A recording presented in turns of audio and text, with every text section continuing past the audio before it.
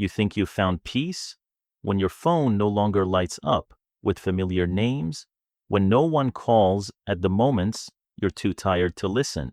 You start getting used to that silence, used to not having to explain, not having to endure, not having to hold on to any relationship anymore. And you call that feeling peace, something that took you a long time to finally have. But there's a question you may have never truly stopped to ask. What you're feeling, is it really peace or just the silence that came after you withdrew from everything? Because these two states look very similar on the surface. No conflict, no noise, both make it easier to breathe. But deep down, they are not the same. Real peace often comes with a sense of lightness and openness, while silence sometimes just means no one can reach you anymore. And there is an uncomfortable truth that not everyone wants to hear. Sometimes what you call peace is not that you've healed, it's that you've gotten used to not being connected. The truth is, not every kind of being alone is the same, even if it feels that way on the outside. There's a kind of solitude that helps you recover, helps you understand yourself, helps you slowly open up again without fear. But there is another kind that looks almost identical, where you withdraw, shut down, and stay inside a safe space no one can enter. One is healing, the other is hiding, and the line between them is so thin that most people don't realize where they are. You might think you're healing when in reality you're just avoiding any chance of being hurt again. You may call it a choice, but deep down it feels more like a reflex than a conscious decision.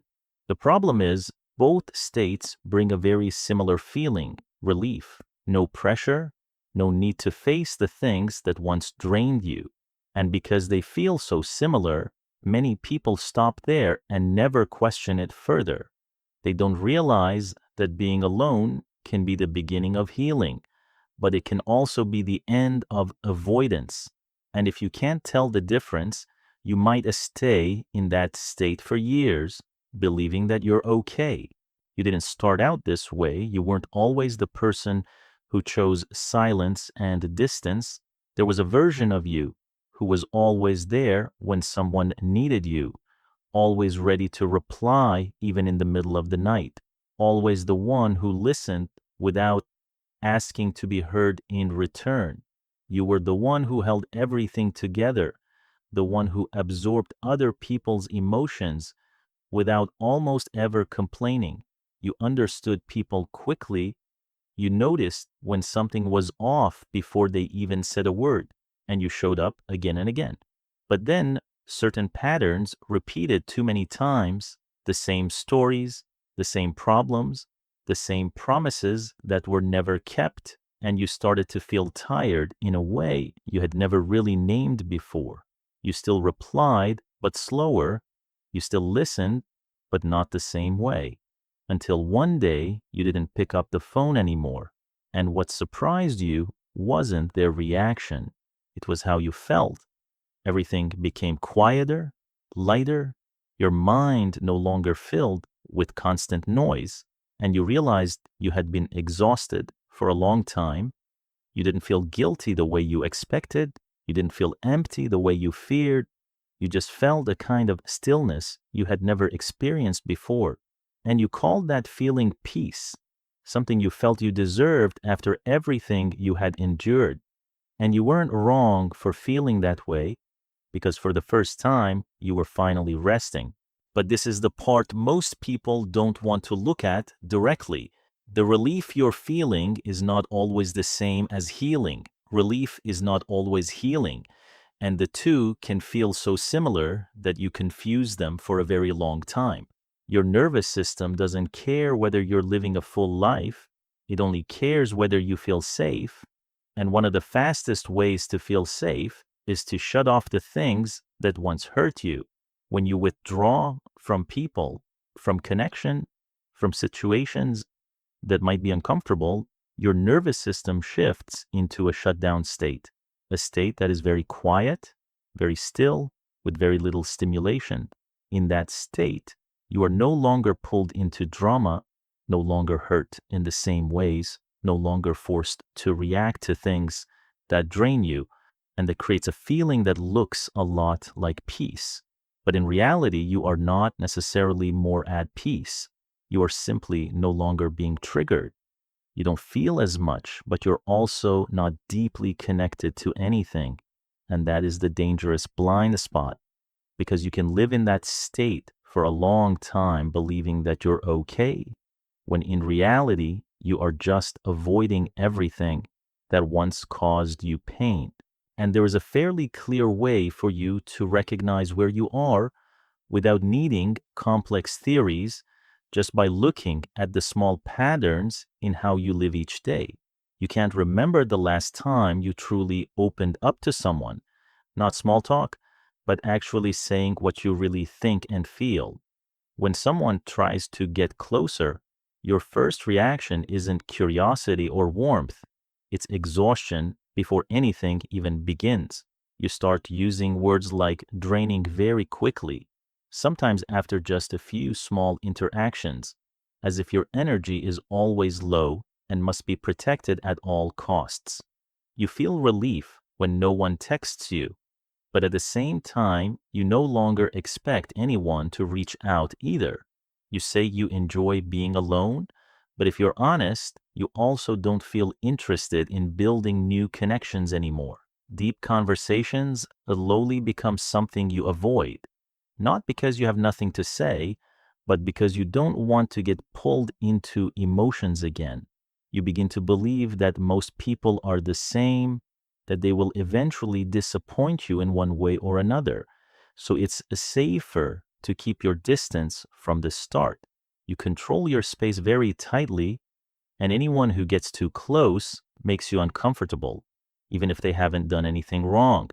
And if you see yourself in these patterns, then it's possible that you're not only protecting your peace, but also unintentionally closing the door to real connection. There is a very clear reason behind all of this, and it's not because you are weak or flawed. It's because your brain is doing exactly what it was designed to do. According to polyvagal theory, your nervous system has different states, and one of them is the shutdown state, where your body reduces interaction to protect itself. When you've gone through too many experiences of being drained, hurt, or placed in emotionally overwhelming situations, your nervous system learns to shift into this state more quickly. It doesn't ask for your permission, it reacts based on what has happened before. Murray Bowen described part of this pattern as emotional cutoff, when you create emotional distance or completely disconnect to avoid repeating negative experiences. At the same time, your brain's threat detection system becomes more sensitive. You start picking up signals very early, sometimes even before anything actually goes wrong. That makes you feel more in control because you avoid risks before they fully form. But this is the part you need to face. These mechanisms once protected you. They helped you survive difficult periods. They kept you from being pulled into cycles that drained you. However, when your environment has changed, when you are no longer in the same situation, those mechanisms keep running the same way. And instead of just protecting you, they begin to limit you, shrinking your world more than necessary. You're not only avoiding people who might hurt you, you're also unintentionally avoiding connections that could be good for you. The cost of this state doesn't always show up immediately, and that's why many people don't realize what they are trading away. You don't necessarily feel lonely in an obvious way. You're still okay on your own. You still have quiet and comfortable days. But over time, something begins to shift very slowly, in a way that's hard to notice. You gradually lose the ability to connect deeply, not because you don't want to, but because you're no longer used to letting anyone come close to you. Conversations stay at a safe level, not too close, not too real, and it feels like enough. Until one day you realize no one truly understands you anymore. You avoid being hurt, but you also unintentionally avoid the chance to be understood. You build a life that is very safe, very controlled. No drama, no surprises, but also no deep emotions. Everything becomes stable in a very quiet way, but also very flat.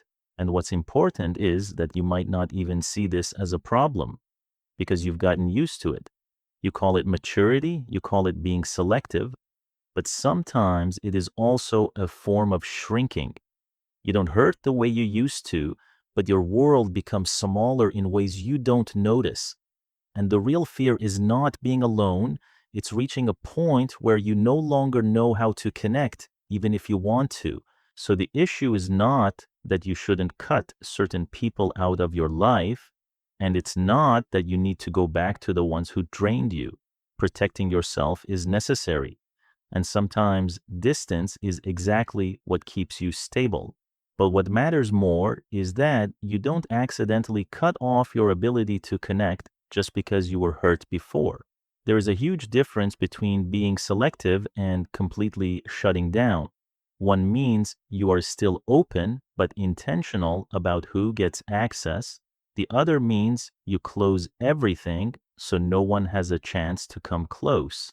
You don't need to return to old relationships, but you also don't need to believe that every connection will end the same way. Just because you chose the wrong people before doesn't mean it will always be that way. You can keep your standards, keep your boundaries, and still allow yourself the ability to connect when the right person comes along. This is not about losing your peace, it's about upgrading it from a state of quiet isolation to a state that includes both calm and real connection. You don't need many people, but you also don't have to live in a completely closed world. And that difference is what determines whether you are truly living or just quietly avoiding. So, how do you move forward from here without breaking the peace you worked so hard to build? The answer is not to open up to everyone, and it's not to force yourself back to who you used to be.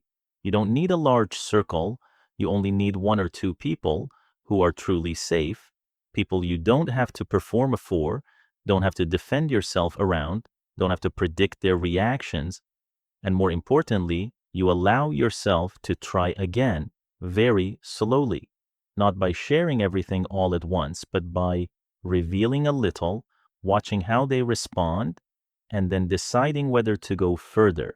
This is not blind trust, it's learning to verify through real experience. You still keep your boundaries, but you don't lock the door completely. You still protect your energy, but you don't assume that every connection is dangerous. This is selective openness. You don't open to everyone, but you don't close to everyone either. You give yourself the chance to feel connection again, little by little, in a space that feels safe enough.